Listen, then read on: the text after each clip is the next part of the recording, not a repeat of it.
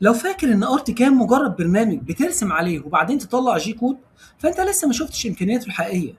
الارت كام يعتبر من اقوى البرامج المستخدمه في تشغيل ماكينات السي ان سي، لانه بيجمع بين التصميم والتعديل وتجهيز ملفات التشغيل في مكان واحد، وده اللي بيخلي الاف الورش والمصانع بيعتمدوا عليه في شغلهم اليومي. في الكورس ده هنبدأ من الصفر، هنتعلم ازاي نطلع اي رسم 2D، وكمان ازاي نستخدم كل الادوات بشكل احترافي، مش مجرد بس ان انت بتعرف الادوات وازاي بتستخدمها، ده كمان انت بتطبق عليها في مشاريع كبيرة من البداية لغاية لما تطلع البرمجة بتاعتك. وكمان هتتعلم ازاي تحول اي صوره الى فيكتور جاهزه للتعديل والتشغيل، وكمان تظبط المقاسات وتعدل عليها، وازاي تعرف تضيف النصوص، سواء النصوص باللغه العربيه واللغه الانجليزيه. مش هنقف لغايه كده، احنا كمان هنتعلم بعض الحاجات الخاصه بيه، ازاي تعرف تكتب عربي على برنامج الكورل درو وتصدره بعد كده على برنامج الارت كام عشان تعمل البرمجه بتاعتك بشكل مظبوط.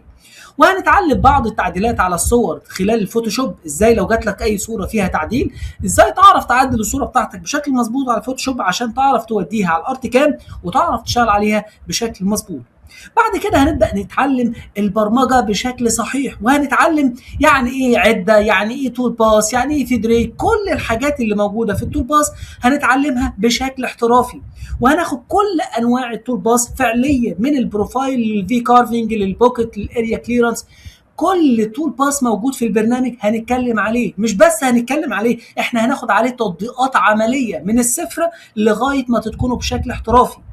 وبكده نكون خلصنا المرحله الاولانيه وهي مرحله ال 2 دي. بعد كده هنبدا نتكلم على المرحله الثانيه وهي مرحله ال 3 دي. هنبدا نشوف بقى القوه الحقيقيه لبرنامج الارت كام، ازاي تحول اي صوره الى مجسم ثلاثي الابعاد، وتصمم شغل الزخارف والديكورات بشكل احترافي، وتعدل على الريليف، وتقدر تدمج ما بين اكتر من موديل في تصميم واحد، وتتحكم في الارتفاعات والانحناءات عن طريق الكروس سكشن من بعض الادوات الخاصه بالشيب اديتور والتوريل سويب وادوات الايديتنج. هنتعلم كل اداه بالتفصيل وناخد تطبيقات عمليه على كل رسمه، بحيث في نهايه الكورس نقدر نرسم ابواب وشغل الاساس والديكور واعمال الحفر والنحت.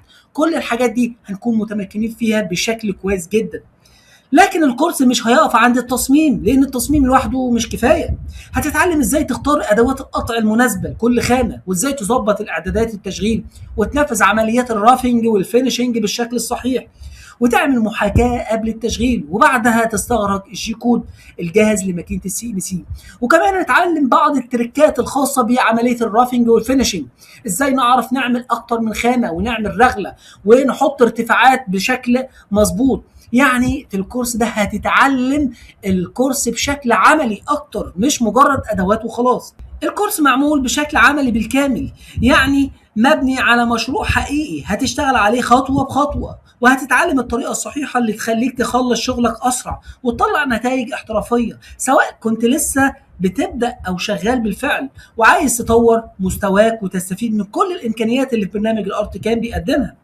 لو هدفك انك تدخل مجال السي ان سي باحتراف او تزود جوده وسرعه شغلك، فالكورس ده هيديك الاساس القوي والخبره العمليه اللي هتحتاجها في شغلك، من اول ما تحط الشغلانه لغايه اخر حاجه في الشغلانه وهي البرمجه. لو حابب تعرف تفاصيل اكتر ابعت لنا واحنا هنقول لك كل التفاصيل.